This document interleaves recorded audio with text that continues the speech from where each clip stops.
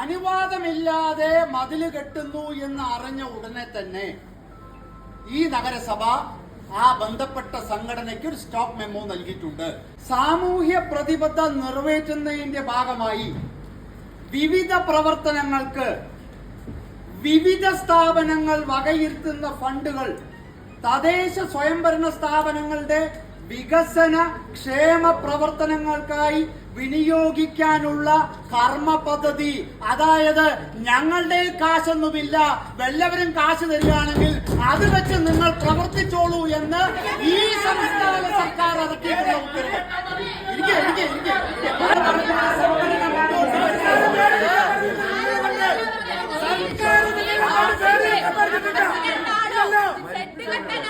സർക്കാർ